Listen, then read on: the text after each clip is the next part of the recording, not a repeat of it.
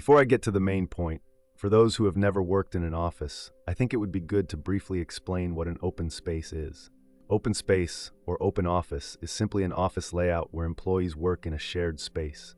This setup is particularly favored by almost all corporations worldwide, but the problem is that open space doesn't work and contradicts its original assumptions. How is that possible? Let's start from the beginning, or rather from my computer headset story. Do you remember that ad with cough drops for smokers?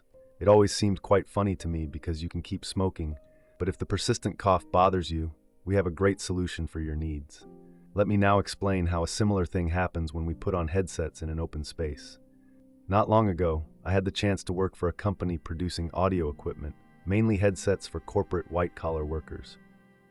Let's say my timing was off, as my quote-unquote career there started a bit after the coronavirus craziness, so everything at the company was already cooling down. You could say the computer headset industry was experiencing a real explosion of orders at that time. The demand for remote work was so enormous that if an order wasn't fulfilled, some offices might have started communicating through 2 plastic cups on a string. As things slowly calmed down, the demand for headsets also declined. At work, they started figuring out how to maintain profits in the changing market. That's when I joined the young and dynamic team, bolstering their ranks of office workers. At the time, rumors were circulating about a real game changer in the world of computer headsets. Thanks to a new generation of headsets created by my company, a real revolution was supposed to happen.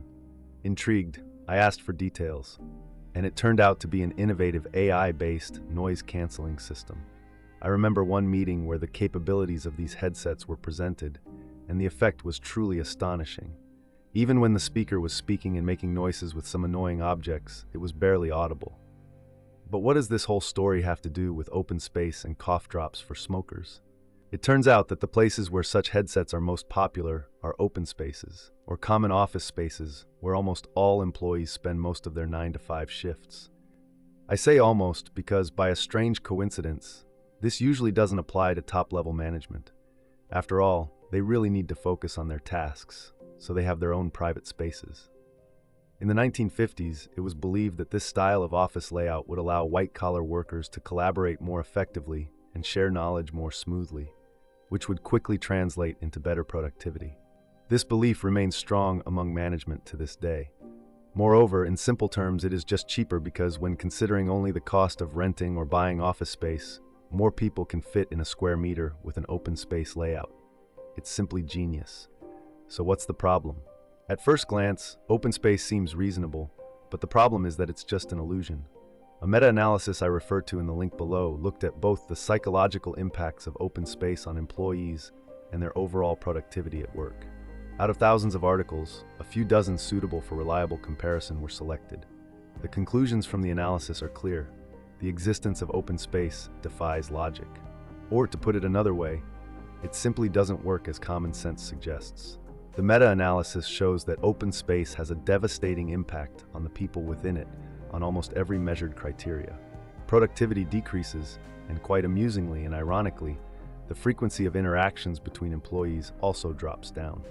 This is quite funny because increasing employee interactions was one of the original goals of open space. In reality, over time, everyone finds their own ways to isolate themselves in that environment.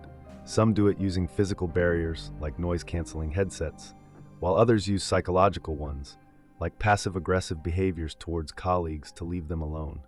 Increased stress levels, blood pressure, and anxiety caused by the constant feeling of being in something like a panopticon, where anyone could potentially be watching you. These are only few of the consequences of being exposed to such environment. Why then does this solution remain so popular? The catch is that businesses suffers, but the losses are not usually visible. Open space has long been treated as an axiom of the proper office layout. Everyone does it, so it's hard to compare with alternatives. There are, of course, various modifications where companies awkwardly try to solve the problem by adding a few smaller private rooms. You can try to focus there, but they usually don't have enough soundproofing. The problem is also that they are still in full view and in the closeness of people constantly moving around. Plus, they are not ergonomically suited for long stays. These temporary solutions do not address or cure the root cause, as ultimately most of the time everyone spends with the rest of the employees. Management, on the other hand, is influenced by confirmation bias. They see people talking to each other and occasionally coming up with ideas, which reassures them that this solution is the only right one and there is no problem. It seemingly makes sense, but research shows that group productivity in such a configuration decreases. There is no time or opportunity to thoroughly think through their ideas, so only those that seem reasonable on a very superficial level are proposed. Sometimes this is enough, because not every problem requires a comprehensive evaluation, but some issues always call for a deeper look. When employees debate exclusively in an open space, the proposed ideas will always be at best mediocre. Knowledge acquisition during a conversation also doesn't go well because even quiet conversations distract others. The presence of outsiders negatively affects the way speakers communicate with each other because they always feel like they are being overheard. Not to mention individuals who completely ignore the presence of others and have completely unrestrained conversations. Open space is a good place for knowledge exchange, but only if every employee first has the opportunity to sensibly gather it. This requires regular, long, and uninterrupted periods of deep focus. There also needs to be a retention period where it is recommended to do nothing and let your mind connect the dots in a state of free association. To maintain high productivity, absorb hard-to-digest materials, or create complex ideas for intricate problems, peace and proper space are necessary. It's not enough to crowd people into one space and hope for the best, because the opposite will happen. Let's now put on those super noise-canceling headsets and tell everyone to keep their mouths shut because it's impossible to focus. Or let's finally recognize this cancer feasting at human potential and sense of purpose and start treating it. More and more offices are changing their layouts, creating hybrid, closed open spaces that allow employees to freely move from a quiet zone to a shared space. This is a setup where workstations are adapted for continuous presence in both areas. However, in the closed zone, there is a high emphasis on eliminating all kinds of distractions.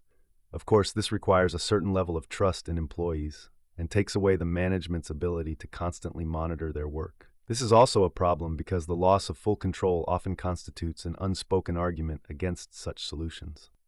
Open space is just the tip of the iceberg of problems called modern work organization, because it reveals an unpleasant truth about not fully thought out business management, where the goal is not just to generate money but also to maintain total control and power over workers.